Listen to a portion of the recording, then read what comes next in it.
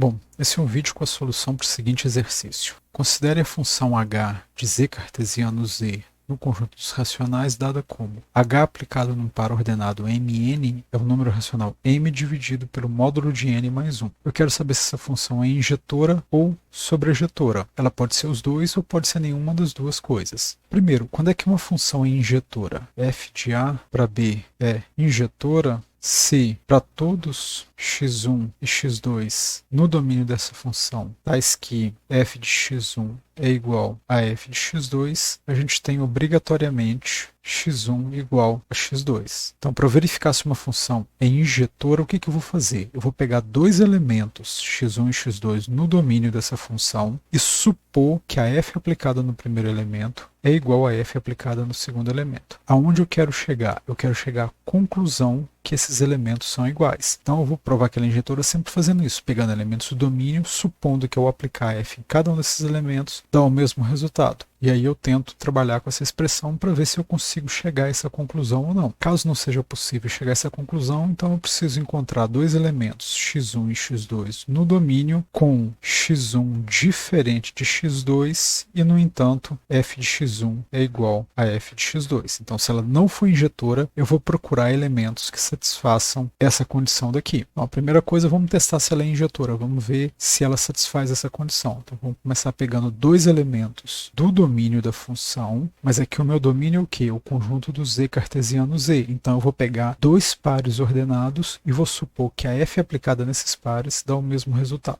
Então, solução, sejam x1, x2, y1, y2, elementos no domínio da função h, que é z cartesiano z, tais que eu vou admitir que h aplicada no x1, x2 dá igual a h aplicada no y1, y2. E aí eu quero verificar se esses elementos são iguais entre si. Mas o que H faz? A H pega um par ordenado mn e transforma o quê? Nessa fração primeiro elemento sobre o módulo do segundo mais 1. Então, H aplicado no x1, x2 é primeiro elemento sobre módulo do segundo mais 1. H aplicado no y1, y2 é o primeiro elemento sobre módulo do segundo mais 1. Aqui, então, eu quero chegar à conclusão que esse par ordenado é igual a esse, ou seja, que x1 é igual a y1 e que x2 é igual a y2. Então, eu precisaria tentar trabalhar com essa expressão de modo a igualar x1 com y1 e x2 com y2. Mas aqui não tem muito mais o que fazer, né? Porque se eu tento multiplicar aqui, eu não vou conseguir isolar o x1 para chegar à conclusão que ele é igual a y1 ou x2 e chegar à conclusão que ele é igual a y2. Então, isso daqui me indica que essa função possa não ser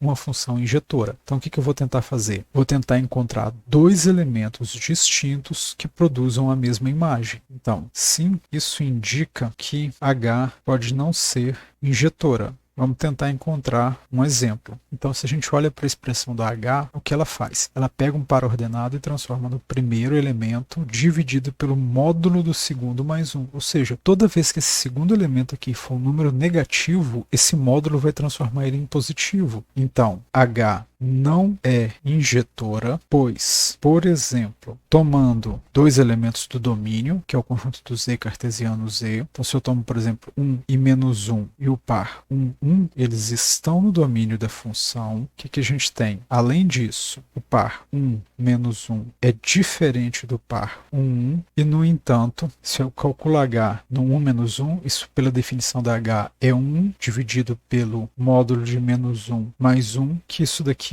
dá meio. Se eu calculo h no 1, 1, isso é 1, dividido pelo módulo de 1 mais 1, que também é meio. Então eu tenho elementos que produzem a mesma imagem, mas no entanto eles são distintos entre si. Então essa função não é injetora. Agora eu vou verificar se ela é uma função sobrejetora. Agora, se eu tenho uma função f de A para um conjunto B, ela é sobrejetora se para todo elemento z que eu pego no contradomínio dessa função existe um elemento t no domínio, de modo que na hora que eu aplico a f nesse elemento t, o resultado dá o z. Então o que eu preciso fazer aqui? Eu preciso pegar um elemento qualquer no contradomínio dessa função f no conjunto B, e esse existe significa o quê? Eu preciso conseguir estabelecer uma regra ou uma condição que garanta que eu consigo encontrar esse elemento t no domínio satisfazendo essa condição. Então, quando eu quero verificar se uma função é sobrejetora ou não, em geral, o que a gente vai fazer? Eu vou montar uma equação nesse tipo aqui, f aplicado num certo elemento igual a z, onde esse z eu conheço quem é. O que eu quero descobrir é se o t existe. Então, eu vou montar uma equação f de t igual a z, onde t é a minha incógnita, vou aplicar a regra da função, como é o caso nosso aqui, ou vou aplicar alguma hipótese que eu tenha para tentar resolver essa equação para t. Então, no meu caso particular da h, a h é o quê? Uma função que vai do conjunto z cartesiano z para o conjunto dos racionais. Então, eu vou começar pegando um elemento racional qualquer. Então, vamos começar com um rascunho aqui para ver mais ou menos o que eu preciso fazer. Então, pega z um número racional qualquer. O que eu quero fazer? Eu quero encontrar um par ordenado t em z cartesiano z, de modo que a f de t dá o meu z. Então, esse par eu posso chamar ele de um par com coordenadas x, y. Agora, o que a função h faz? Ela pega esse par e transforma na primeira coordenada dividido pelo módulo da segunda mais 1. Então, isso daqui é primeira coordenada, x dividido pelo módulo da segunda mais 1. Eu quero que isso aqui resulte nesse número inteiro z. Então a pergunta é, dado um número racional z qualquer, existem números inteiros x e y, de modo que h aplicada nesse par ordenado x e y resulta nesse número z? Mas olha aqui, o que é o z? Z é um número racional. O que é o conjunto dos racionais? Ele é o conjunto de todos os números na forma a sobre b, onde a e b são sempre números inteiros e o b é obrigatoriamente diferente de zero. Então qualquer número racional, ele na verdade é uma fração composta por dois números inteiros. Então isso aqui eu posso pensar nele como sendo um número, na verdade, a sobre b. Então o que eu quero? Eu quero que esse quociente